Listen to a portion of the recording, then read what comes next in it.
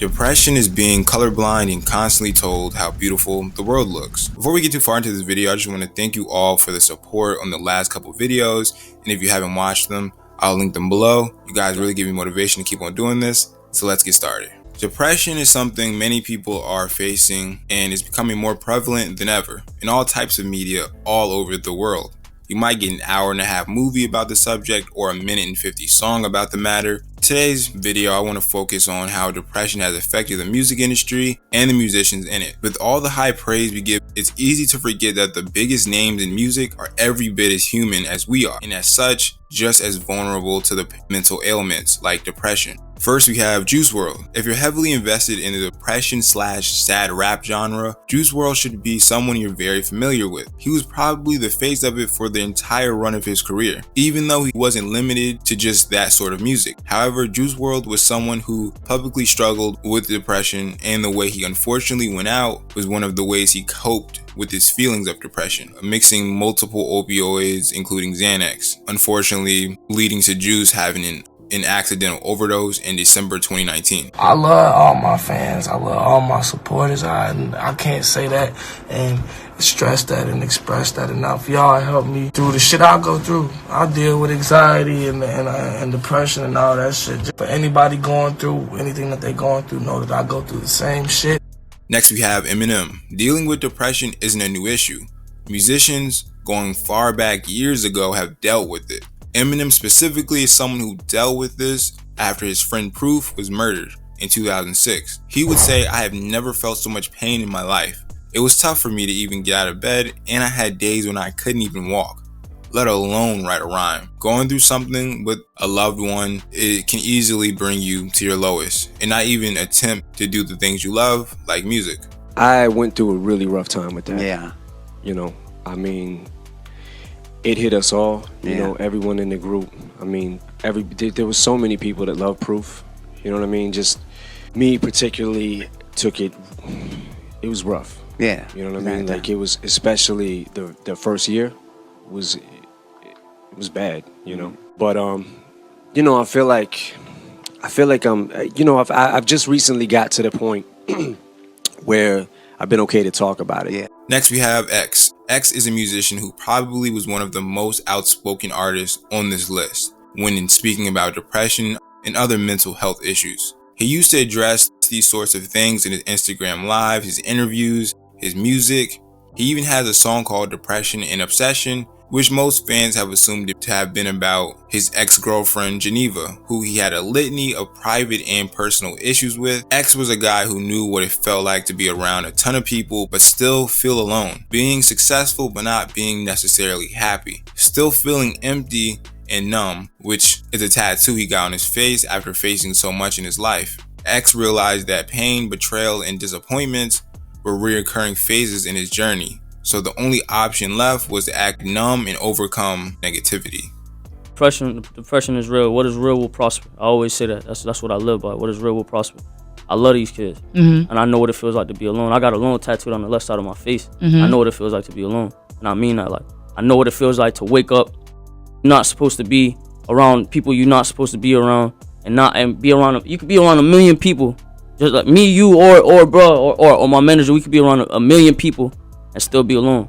I know what that felt. I knew what that felt like, and I knew what it felt like being on the verge of wanting to end it all, but being too pussy to do it. I was too pussy to end my life, so I knew that feeling, and I wanted to comfort anybody because I found a way out through the music. Billie Eilish. She had an interesting case when describing her battle with depression and anxiety. In an interview, Billie opened up about dealing with panic attacks before her recent tour and a years-long bout of depression, during which she said she was not good, saying she experienced depression from ages 13 to 16, which involved self-harm. At 13, Billie said her depression started after a bad hip injury during a dance class, left her unable to continue dancing. That's when Billie said she first started self-harming. She would go on to say she felt she deserved the pain. Billie's experience shows that no matter how good someone's life seems to be, mental health factors can still surface. That's why people who experience anxiety and depression get frustrated when people say things like, "What do you have to be sad about?" Or, "But you're doing so well in this part of your life. Why not just focus on that?"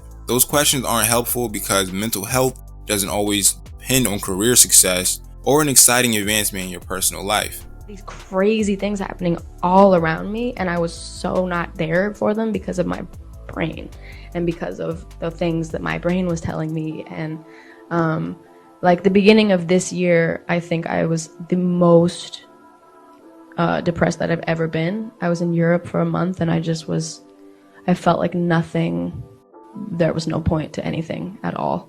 Next we have Biggie Smalls. Most people won't consider the late rapper a pioneer of mental health being addressed in music, but look at the history. He was. And his 1994 debut, Ready to Die, is a prime example of this. In this album's last track, you can hear the late rapper speak about dealing with grim self-loathing that manifested from a creeping suspicion that death is coming, and feeling worthless in a community that considered him the worst. In all his utterances, he was ready to die. It was clear he wasn't just in his feelings, these were personal issues he was dealing with. People, it's just negative energy, like my man Puff say. It just surrounds you.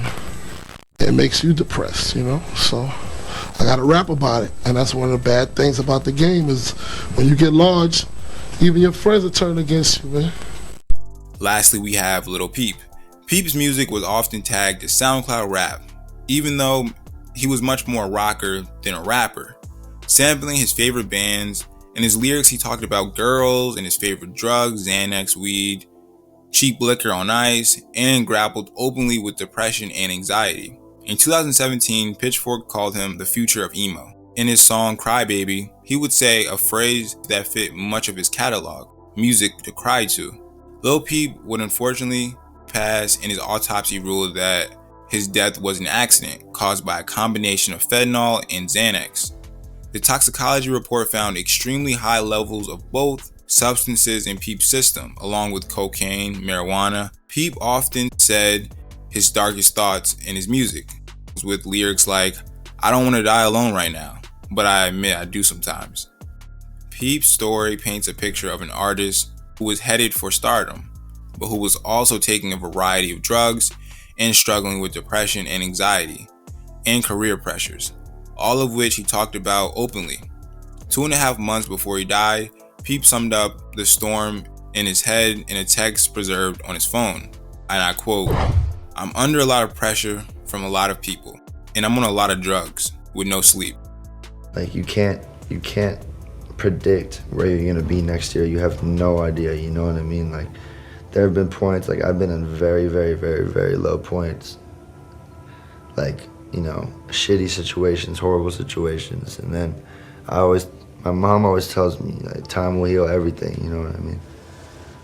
And even if it's like 5 years later and you're still feeling like, where the fuck, like when I'm waiting for this shit to heal, like nothing's happening.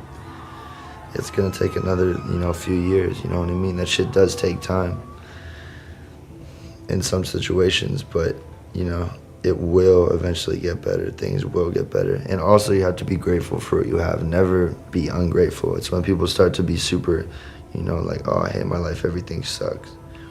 But it's like you got shoes in your feet right now, you know what I mean? There's kids who don't have access to water in the world.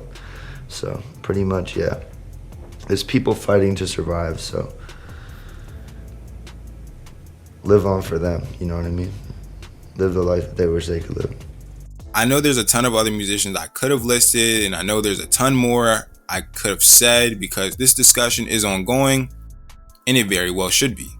I titled this The Truth About Depression in the Music Industry, and the truth is that no matter how famous or successful you are, mental health and feelings of depression can lie within any of us. You should never feel ashamed or scared to talk about it, and you should never feel alone. Hey guys, I just wanted to say I rock with you guys, and I appreciate you all for rocking with me.